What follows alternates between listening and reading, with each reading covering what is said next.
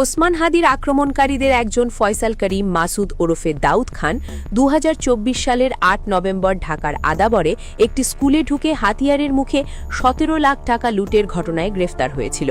বছরখানেক আগে র্যাবের হাতে বিদেশি আগ্নেয়াস্ত্রসহ গ্রেফতার হওয়া একজন দুর্ধর্ষ অপরাধী কিভাবে এত দ্রুত কারাগার থেকে বেরিয়ে আবারও ত্রাসের রাজত্ব কায়েম করতে পারে তা নিয়ে জনমনে এখন প্রবল বিস্ময় ও আতঙ্ক বিরাজ করছে। আল জাজিরার অনুসন্ধানী সাংবাদিক জুলকারনাইন সাইরের একটি ফেসবুক পোস্টের সূত্র ধরে বেরিয়ে এসেছে এই চাঞ্চল্যকর তথ্য, যা দেশের বিচার ব্যবস্থা ও আইন শৃঙ্খলা পরিস্থিতির দিকে এক বড় প্রশ্নচিহ্ন ছুড়ে দিয়েছে। গতকাল শুক্রবার ঢাকা ৮ আসনের স্বতন্ত্র প্রার্থী এবং ইনকিলাব মঞ্চের মুখপাত্র শরীফ ওসমান হাদি জুমার নামাজ শেষে ফেরার পথে এক অতর্কিত হামলার শিকার হন। দুর্বৃত্তরা মোটরবাইকে এসে তাকে লক্ষ্য করে গোলাবর্ষণ করে, এতে তিনি গুরুতর আহত হন। এই হামলার পরপরই সাংবাদিক জুলকারনাইন সাইর সামাজিক যোগাযোগ মাধ্যমে চাঞ্চল্যকর তথ্য প্রকাশ করেন। তিনি দাবি করেন, হাদির ওপর আক্রমণকারীদের একজন হলেন ফয়সাল করিম মাসুদ ওরফে দাউদ খান। সাইরের দেওয়া তথ্য মতে এই সেই মাসুদ যাকে বছরখানেক আগেই রাজধানীর আদাবর এলাকায় একটি স্কুলে লুটপাটের ঘটনায় গ্রেফতার করা হয়েছিল। সাইর তার পোস্টে প্রশ্ন তোলেন, সে সময় তার কাছ থেকে ২টি বিদেশি হাতিয়ার, ২টি ম্যাগাজিন এবং ৫টি গোলা উদ্ধার করা হয়। প্রশ্ন হল, এই ছেলে জামিন পেল কিভাবে? একজন দাগী অভিযুক্ত যার কাছ থেকে অবৈধ বিদেশি হাতিয়ার ও গোলা উদ্ধার করা হয়েছে, তার পক্ষে এত স্বল্প সময়ের মধ্যে জামিন নিয়ে বেরিয়ে আসা এবং পুনরায় প্রাণনিধন প্রচেষ্টায় লিপ্ত হওয়া অত্যন্ত রহস্যজনক।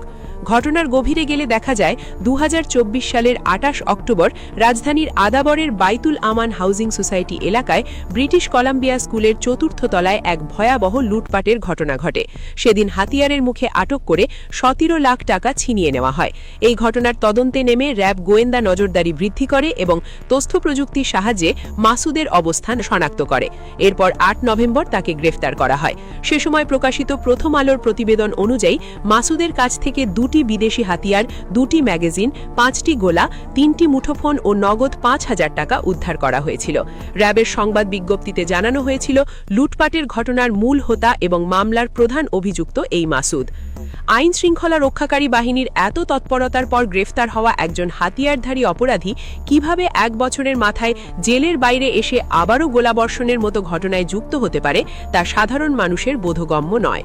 গ্রেফতার হওয়া অভিযুক্তদের জামিন পাওয়া সাধারণত দীর্ঘ ও জটিল আইনি প্রক্রিয়ার ব্যাপার।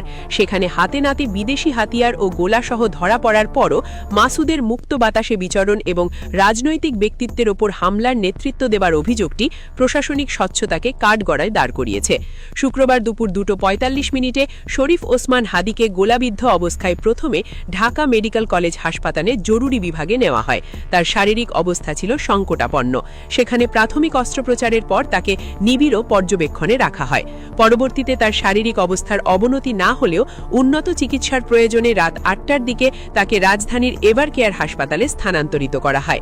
জনমনে এখন একটাই প্রশ্ন, মাসুদের মতো চিহ্নিত অপরাধীরা যদি আইনের ফাঁকফোকর গোলে বা অদৃশ্য শক্তির ইশারায় এভাবে বেরিয়ে আসে, তবে সাধারণ মানুষের নিরাপত্তা কোথায়? জুলকারনাইন সাইরের এই উন্মোচন বিচার ব্যবস্থার অন্দরে লুকিয়ে থাকা গভীর ক্ষতকেও সামনে নিয়ে এসেছে। প্রশাসন যদি এখনই এই রহস্যের জট না খোলে এবং মাসুদের জামিন প্রক্রিয়ার তদন্ত না করে, তবে ভবিষ্যতে এমন আরও বড় কোনো দুর্ঘটনার আশঙ্কা উড়িয়ে দেওয়া যায় না। নিত্য নতুন নিউজ আপডেট পেতে লাইক, কমেন্টে এবং শেয়ার করে রোজ খবরের সাথেই থাকুন।